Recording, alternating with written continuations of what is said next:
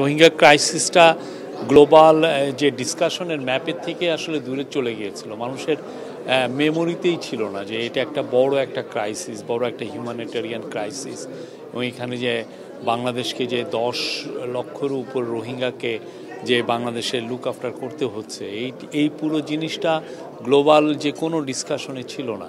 তো প্রফেসর ইউনূস যখনই interim government take over করলো, তারপরে থেকে উনি যেটা করলেন যে উনি একটা অফিস তৈরি করলেন, যে হাই রিপ্রেজেন্টেটিভের অফিস রোহিঙ্গা জন্য, যাতে এই ক্রাইসিসটা পুরো আবার নিয়ে যাতে পুরো বিশ্বব্যাপী এটা নিয়ে যাতে তুলে ধরা হয় যে এইটা যে এতগুলো লোক সাফার করছে, এটা গ্লোবাল পৃথিবীর মানে একটা বড় রকমের একটা হিউম্যানিটেরিয়ান ক্রাইসিস, এবং এটা যে একটা রিজিওনাল ক্রাইসিসের রূপ নিতে পারে, এবং এটার থেকে যে একটা বড় রকমের সিকিউরিটি সমস্যা তৈরি হতে পারে, এই জিনিসটা উনি বারবার জানাতে চাচ্ছেন। এই আলোকে আপনি গত ইউনাইটেড নেশনের জেনারেল অ্যাসেম্বলিতে উনি বক্তব্য রেখেছেন, এবং ওনার মুভের কারণে ওনার রিকোয়েস্টে ইউএন একটা রেজুলেশন অ্যাডপ্ট করেছে। এই রেজুলেশন অ্যাডপ্ট করার কারণে ইউএন এই যে সেপ্টেম্বরে একটা ওরা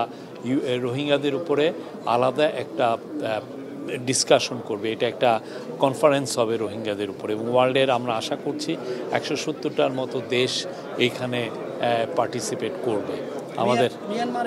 এবং আজকেও এইটারই ধারাবাহিকতায় আজকে এখানে একটা বড় সম্মেলন হলো, এটা একটা ক্লোজ ডোর সম্মেলন। সেখানে প্রফেসর ইউনূস আবার তুলে ধরেছেন যে কি ধরনের এই রোহিঙ্গা ক্রাইসিসটা এখন কোন পর্যায়ে আছে, আমাদের কি করণীয়। এবং এই পুরোটা এই আটনা সামিটের one of the major join করার একটা one of the major reason ছিল যে এই ক্রাইসিসটাকে তুলে ধরা। এবং এখানে আজকে অনেকে ছিলেন, আজকে কাতার ফাউন্ডেশনের শাইখা হিন্দ যিনি সিইও এবং খুবই ইনফ্লুয়েন্সিয়াল, উনি ছিলেন। তারপরে আরও কিছু কাতার ফাউন্ডেশনের নেতৃস্থানীয় অফিসিয়াল ছিলেন। তারপরে গাম্বিয়ার ফরেন মিনিস্টার ছিলেন। আপনি জানেন গাম্বিয়া হচ্ছে ইন্টারন্যাশনাল ক্রিমিনাল কোর্টে ইন্টারন্যাশনাল কোর্টে যেখানে মায়ানমারকে জেনোসাইডের জন্য অ্যাকিউজ করা হয়েছে, গাম্বিয়ার কিন্তু ওআইসির হয়ে ওরাও একটা পার্টি হয়েছেন এটাতে, এই কেসটাতে। তো গাম্বিয়ার এখানে একটা রোল আছে। গাম্বিয়াও তুলে ধরেছেন যে না, এই ক্রাইসিসটা আসলে সবাইকে নিয়ে বলতে হবে, এটা নিয়ে বারবার বলতে হবে, এবং এই লোকদলকে ভুলে যাওয়া চলবে না। এবং এই আজকে প্রফেসর ইউনূস এটা বলেছেন, আমাদের ন্যাশনাল সিকিউরিটি অ্যাডভাইজার এবং আমাদের যিনি high representative of Rohingya affairs doctor Khalilur Rahman, উনি কথা বলেছেন। জাপানি একজন এক্সপার্ট ছিলেন, উনি কথা বলেছেন, এবং অন্যান্য অফিসিয়ালরা বলেছেন।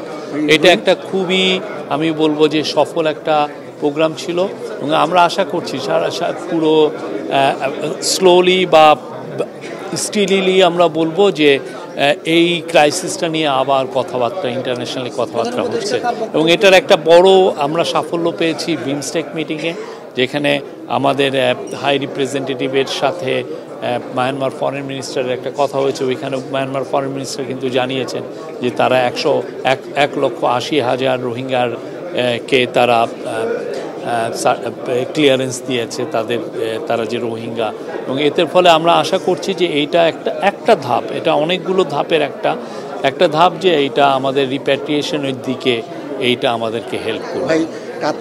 কাতারের দিক থেকে আমাদের রোহিঙ্গা পিসফুল রিপ্যাট্রিয়েশনের ক্ষেত্রে কাতারের দিক থেকে কাতার ফাউন্ডেশন তো আমাদেরকে অনেক হেল্প করছে। কাতার ফাউন্ডেশন ওইখানে এলপিজি যেটা রোহিঙ্গাদেরকে আমরা দেই, আপনি জানেন আশেপাশে খুব ক্রিটিক্যাল বন ছিল এই রোহিঙ্গা ক্যাম্পের। এখন এই বনকে আমাদের যদি সেভ করতে হয়, সেই জন্য আমাদের ব্যবস্থা নিয়েছি যাতে রোহিঙ্গারা যাতে এলপিজি দিয়ে তাদের কুকিং কাজগুলো করতে পারে। তো এলপিজি যারা দিচ্ছেন পুরো বিশ্বে অনেকে ফান্ডিংটা করছেন, তার মধ্যে কাতার ফাউন্ডেশন একটা মেজর ফান্ড, কাতার চ্যারিটি, কাতার ফাউন্ডেশন এখানে মেজর, ওরা হেলথে অনেক ইনভেস্ট করছেন। কাতার আমাদেরকে প্রচুর এখানে সাহায্য করছেন, এবং আমরা মনে করছি যে এই সাহায্যটা সামনে কন্টিনিউ করবে এবং আরও বাড়বে। আমাদের কাতারের যে এলপিজি যে চুক্তি এটা কি আরো দীর্ঘমেয়াদী হওয়ার সম্ভাবনা আছে? আমি তো বললাম যে কাতারি ওরা এলপিজি আমাদেরকে দিচ্ছেন এবং এটা সামনে আরও বাড়বে আমরা আশা করছি। আজকে ডিফেন্স মিনিস্টারের সঙ্গে একটা মিটিং আছে, সেখানে কি ইস্যু নিয়ে আলোচনা হতে পারে? আমরা অনেক কিছুই তো আলাপ হয় এবং এটা আজকে অনেকগুলোই মিটিং আছে, অনেকগুলো কমার্স মিনিস্টারের সাথে আছে, কাতারের ডেপুটি প্রাইম মিনিস্টারের সাথে মিটিং আছে, কাতারের সিনিয়র অফিসিয়ালদের সাথে মিটিং আছে। তো আমরা আশা করছি আজকের দিনটাও একটা ফ্রুটফুল দিন যাবে, অনেকগুলো বিষয় নিয়ে আলাপ হবে। আমরা আশা করছি যে বাংলাদেশের স্বার্থ সংশ্লিষ্ট সমস্ত জিনিসই আমরা এই মিটিংগুলোয় তুলে ধরা হবে।